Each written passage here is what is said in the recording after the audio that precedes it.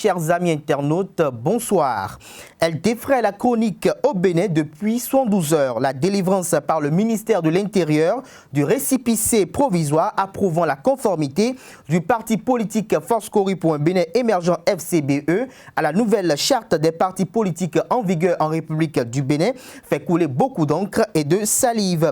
Des suspicions légitimes s'accentuent sur les réelles motivations de la démarche entreprise par Théophile Yarou, Paul Rompé, Garba Yaya, Idrissou Bako et bien d'autres ténors des FCBE en quête vorace d'une légitimité légale à leur formation politique.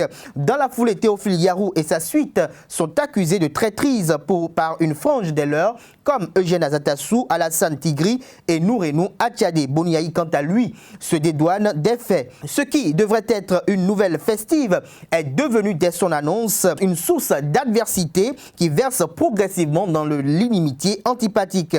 Et pourtant, ce qui a été fait ne devrait pas autant fâcher, même si les procédures et les procédés paraissent biaisés. Il est bien souvent dit à un problème politique s'impose une solution politique. Yarou et les siens ont osé certes, mais leur bravoure apparaît en toute impartialité comme une action latente et surtout courageuse.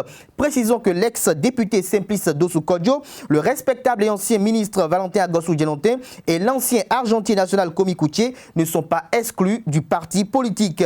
Ils ne sont tout simplement plus membres du bureau politique, mais demeurent membres fondateurs et peuvent toutefois, une fois les conditions requises réunies, candidater lors des échéances électorales à venir. La pilule est amère telle une bile intestine, mais elle était nécessaire pour mettre fin définitivement à un feuilleton qui commençait à ennuyer. Yarou et les siens viennent de nous éviter des morts lors des élections municipales et locales à venir. Ces derniers, voyant l'effritement de leur électorat, les ralliements tous azimuts avec à l'actif une supposée mort programmée des FCBE, tout ceci face à une inaction du creuset politique, il était impérieux de prendre des mesures, quel qu'en soit le prix, afin d'exister juridiquement pour la poursuite honorable et efficiente du combat entamé. Ce fut une question de survie.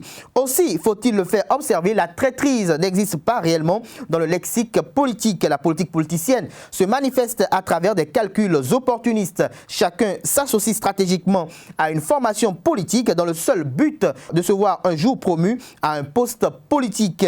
Car la promotion en ces associations généralement aux allures hétéroclites n'est ni par mérite ou compétence, mais plutôt par révérence. La ligne idéologique s'articule autour des émotions d'un seul individu.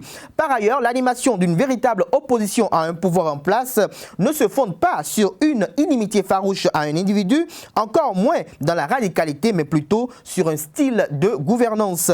L'opposition doit être un modèle dans la cité et ses actions doivent constamment prendre en compte le fait qu'eux aussi agissent pour la conquête et l'exercice du pouvoir d'État. Aussi, l'opposition doit arrêter de pleurnicher avec pour prétexte l'exclusion dans le jeu politique. La politique est un jeu qui n'est réservé aux enfants de cœur. Tous les coups y sont permis, même ceux les plus sordides. Ne pas l'admettre serait vivre dans un conte de fées. Aussi, l'opposition doit cesser de prendre Patrice Talon pour son facilitateur. Nulle part au monde, en toute sincérité, le chef de l'exécutif cherche à alléger la tâche à ceux qui prient constamment pour son échec et même parfois pour sa mort en se faisant passer pour ses opposants politiques.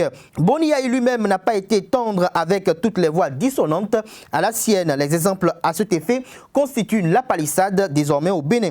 Et à chacun sa perception de la gestion de la cité. Lorsque l'on est en position de faiblesse, il faut subir la loi du plus fort du moment. Cela fait partie des épines, des incommodités quand on déclare son appartenance à une opposition politique. Tout engagement politique en faveur de la mouvance comme de l'opposition nécessite des sacrifices.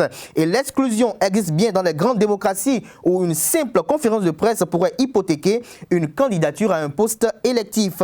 Dans cette démocratie, les gens vont jusqu'à fouiner dans les vies privées, dans le passé et bien d'autres choses. La démocratie aussi, c'est le respect de l'état de droit et un état de droit, c'est le respect des textes et lois de la République. En d'autres termes, la loi, qu'elle soit bonne ou mauvaise, elle est la loi et elle doit être respectée. Boni Yaya devant le tribunal tribunal de sa conscience l'avenir des forces Kori pour un Bénin émergent FCBE. Il est le seul capable de mettre un terme à cette guerre intestine qui risque de faire couler son héritage politique. Même si pour lui, certains ont merdé pour la bonne cause, il lui revient de faire recours à ses célèbres compétences politiciennes pour changer la donne afin que la malédiction ne soit guère effective. Il faut réorganiser la maison. Il le doit, étant donné que l'actuelle monture le reconnaît toujours comme président d'honneur de cette grande formation politique. C'est un atout majeur à ne pas négliger. Boni Yayi se doit être conciliateur et fédérateur. Par ailleurs, s'il subsiste toujours un profond désaccord autour de la composition de l'actuel bureau politique, cela peut être revu et réajusté dans le respect strict des tests au détour d'un congrès extraordinaire en présence et sous l'égide de Boni Yayi lui-même, leader incontestable et incontesté de cette formation politique. Le temps n'est plus aux pensées philosophiques soporifiques teintées de haine et de rancœur et de mépris. FCBE devra prendre son destin en main, retrousser les manches, car le plus dur reste à venir. Et c'est en étant unis qu'ils y parviendront. FCBE doit être plus libre, plus démocrate et jouir d'une réelle autonomie et indépendance philosophique et politique dans sa lutte. Si le parti a perdu les élections en 2016, c'est parce que moralement, psychiquement et même spirituellement, beaucoup de ténors de cette formation politique étaient en profond désaccord avec le choix de succession fait par Boni Yayi. Aussi, certains y sont restés non pas par respect à Boni Yayi, mais par dignité, puisqu'ils ont encore des souvenirs vivaces des monumentales humiliations à eux infligées par le leader des Kori. L'heure est à la réconciliation, aux concessions, au partage et à la cohésion. Il fallait oser et ils l'ont fait. Le vin est tiré et il ne reste qu'à le boire. Cependant, si Yarou et Humpé sont en mission, ce sont les jours à venir qui le démontreront à travers les actes qu'ils poseront et les discours qu'ils tiendront. Et nous y reviendrons.